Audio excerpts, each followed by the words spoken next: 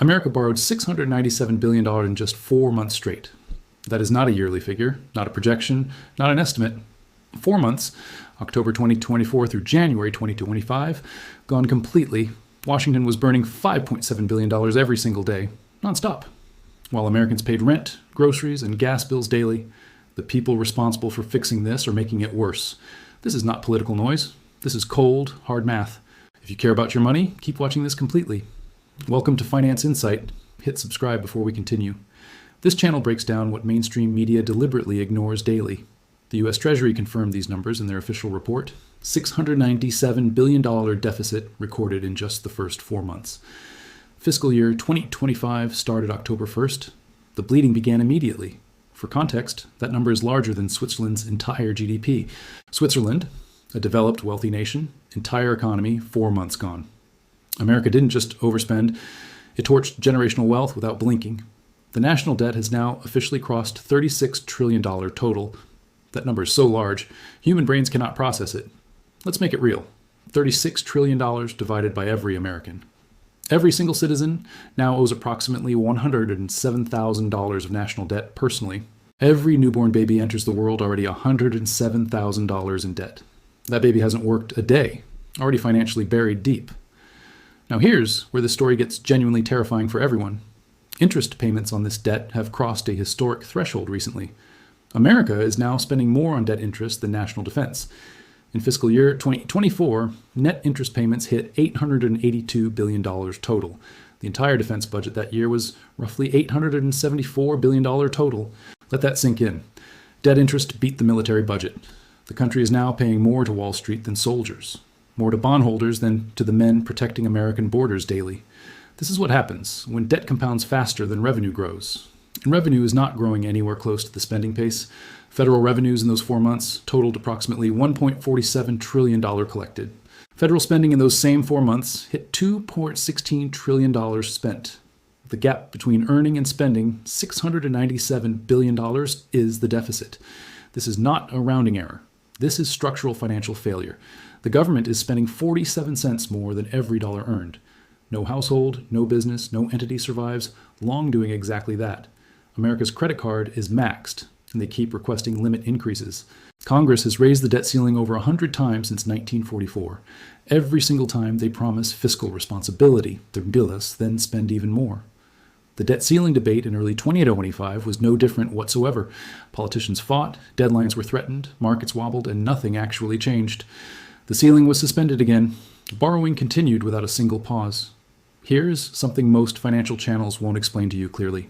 The deficit is not just a government problem, it's your problem. When government borrows massively, it competes with you for available capital. Banks and investors pour money into government bonds instead of lending. That reduces the money supply available for mortgages, small businesses, and loans. Interest rates stay elevated because capital is being absorbed by Washington constantly. The Federal Reserve raised rates aggressively to fight inflation, and succeeded somewhat. But government borrowing keeps pumping money into the economy simultaneously. That creates a contradiction: tight monetary policy fighting loose fiscal policy daily. The result is higher prices, higher rates, and lower purchasing power always. Your dollar today buys roughly 20% less than in 2020. That's not an accident. That's the direct cost of deficit spending. Every trillion added to the debt chips away at the dollar's value. And the debt isn't slowing down. It's genuinely accelerating every quarter. The Congressional Budget Office projected deficits exceeding $1.8 trillion for full 2025. If the first 4 months already reached $697 billion, do the math. That pace annualizes to over $2 trillion deficit for fiscal year 2025. The CBO's own projections may already be too optimistic at this point. Here's another number that deserves serious attention from every American right now. Foreign governments are quietly reducing their holdings of U.S. Treasury bonds. China held over $1.3 trillion in U.S. Treasuries back in 2013. Today, China holds approximately $759 billion, a deliberate, steady reduction strategy. Japan, the largest foreign holder, has also been trimming its position. When the two biggest foreign buyers are selling, who picks up the slack? The Federal Reserve used to absorb excess supply through quantitative easing programs, but the Fed is now doing quantitative tightening, reducing its balance sheet. That means the U.S. must find new buyers for its debt constantly. Those new buyers demand higher yields, meaning higher interest costs for America. Higher interest costs mean a larger portion of tax revenue goes to debt. Less money for infrastructure, healthcare, education, Social Security, everything Americans depend on. This is the debt spiral economists have warned about for 2 decades. It is no longer a theoretical future risk. It is happening right now. In January to 2025 alone, the monthly deficit hit $129 billion in 30 days. January is typically a strong revenue month due to tax payment timing. Even with that seasonal boost, the deficit was still $129 billion monthly. That tells you the structural imbalance is deep, not just temporary spending. Mandatory spending, Social Security, Medicare, Medicaid, now consumes nearly 65% of budget. These programs are legally obligated payments. They cannot easily be cut or reduced. Defense spending is politically untouchable for both major parties every single year. That leaves only about 15% of the budget for discretionary adjustments total. Cutting 15% of spending will not fix a 47% spending gap. The math simply does not work under any realistic political scenario currently imaginable. This is why serious economists use the word unsustainable with increasing regularity, not as a talking point, as a mathematical conclusion based on real data. Former Treasury Secretary Janet Yellen called the debt trajectory unsustainable in official testimony. Former Fed Chair Alan Greenspan warned about deficit spending consequences decades before now. The warnings have been consistent, credible, and completely ignored by Washington leadership. Meanwhile, the interest expense alone is projected to hit $1 trillion annually soon. $1 trillion every year, just to service existing accumulated debt obligations. That money produces nothing. No roads, no hospitals, no schools, no value. It is simply the cost of past decisions made by elected officials. And future generations will carry this weight without ever having cast a vote. The $36 trillion debt did not appear overnight without clear warning signs. It was built deliberately, quietly, one spending bill at a time. Every administration since Reagan has added trillions to the national debt total.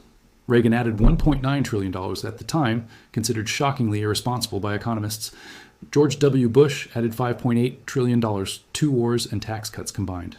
Obama added $8.6 trillion. Financial crisis response and stimulus spending drove that. Trump's first term added $7.8 trillion. Pandemic relief accelerated that number dramatically. Biden added approximately $4.3 trillion. Inflation, spending bills, and student loan attempts. Every president, every party, every Congress. Same result, more debt, less accountability. This is a bipartisan failure spanning decades of deliberate financial negligence by leadership. Now in 2025, the situation carries unique dangers not seen in previous cycles. Interest rates are significantly higher than they were during previous debt accumulation periods. When debt was growing under Obama, the Fed funds rate was near zero. Borrowing was essentially free. The cost of carrying debt was artificially suppressed. Today, rates sit between 4.25 and 4.50%, dramatically more expensive to borrow. Every trillion added to the debt now costs far more in interest annually. The debt is growing faster while simultaneously becoming exponentially more expensive to maintain. That combination creates a compounding financial pressure unlike anything America has faced before. Goldman Sachs analysts have flagged U.S. fiscal trajectory as a long-term concern. Moody's downgraded the U.S. credit outlook to negative in November 2023 officially. Fitch actually stripped America of its AAA credit rating in August 2023 completely. Only one major agency, Moody's, still maintains the top rating with reservations. When credit rating agencies downgrade the world's reserve currency, that is historically significant. It signals that even professional risk assessors are losing confidence in American fiscal management. A further downgrade would trigger automatic selling by institutional funds holding Treasury bonds. Pension funds, insurance companies, sovereign wealth funds all have minimum rating requirements built in. Mass selling of treasuries would spike yields, crash bond prices, and destabilize markets. That scenario is no longer science fiction. It is a documented, calculable risk. Now, let's talk about what this actually means for ordinary American families today. Inflation, while reduced from its 2022 peak, has not returned to normal levels. The Federal Reserve targets 2% inflation. Current readings still sit above that. Grocery prices are approximately 25% higher today than they were in 2020. Housing affordability has collapsed. Mortgage rates above 6.5% crushed first-time buyers completely. The average monthly mortgage payment has more than doubled compared to pre-pandemic levels. Credit card debt in America just crossed $1.21 trillion for the first time. Americans are borrowing at record rates just to maintain their existing living standards. Personal savings rates have dropped dramatically, from 8% in 2020 to roughly 3%. The government is overspending and ordinary citizens are simultaneously overspending to survive daily. Both are running deficits. One prints money, the other drowns in interest charges. This parallel between government behavior and household behavior is not a coincidence at all. When government deficit spends, it drives up prices across the entire economic ecosystem. Families respond by borrowing more to cover gaps that inflation created in budgets. The system feeds itself. Government debt creates inflation. Inflation creates household debt always. And the Federal Reserve is stuck in the middle, managing impossible competing pressures. Cut rates too fast, inflation returns and destroys purchasing power further for everyone. Keep rates high, debt servicing costs explode, and economic growth slows dramatically. There is no clean exit from this situation, only degrees of difficult pain. Some economists argue the only real solution is nominal GDP growth outpacing debt growth. That means the economy must grow faster than the debt is accumulating every year. Current GDP growth is running around 2.5 to 3% in real terms. The debt is growing at approximately 8 to 10% annually in comparison. You cannot outgrow a debt that is expanding 3 times faster than your economy. The math on that scenario leads to only one logical conclusion over time. Either taxes rise dramatically, spending gets cut brutally, or inflation inflates the debt away. All 3 options carry severe consequences for American living standards and economic stability ahead. A tax increase large enough to matter would require near doubling of current federal revenues. Spending cuts deep enough to matter would gut Social Security and Medicare simultaneously. Neither option is politically viable in the current deeply divided American political environment. That leaves inflation as the quiet, invisible, politically convenient tool of last resort. Inflation effectively reduces the real value of existing debt over time through currency debasement. But it also destroys savings, punishes fixed income earners, and crushes the middle class. It is essentially a hidden tax on every person who holds US dollars. History shows governments under fiscal pressure consistently choose inflation over honest reform every time. Weimar Germany, 1920s Argentina, Zimbabwe, Venezuela. The pattern repeats across different cultures and centuries. America is not Venezuela, but the underlying fiscal mechanics follow the same logical path. The scale is different. The direction, without intervention, points toward the same destination. Ray Dalio, founder of Bridgewater Associates, has been explicit about this risk publicly. He has stated that the U.S. is in a classic late-stage debt cycle. His research shows that debt cycles of this magnitude historically end in restructuring or debasement. Peter Schiff, Jim Rogers, and numerous institutional analysts have issued similar structural warnings repeatedly. These are not fringe voices. These are credentialed, experienced, market-tested financial professionals speaking clearly. The $697 billion 4-month deficit is not an isolated data point to dismiss casually. It is the latest reading on a vital sign that has been deteriorating for decades. The patient is not dead, but the patient is visibly, measurably, undeniably getting weaker. What can an ordinary person do with this information right now and practically? Diversify away from dollar-denominated assets. Gold, real assets, and international equities offer protection. Understand that cash sitting idle in a savings account loses value in inflationary environments.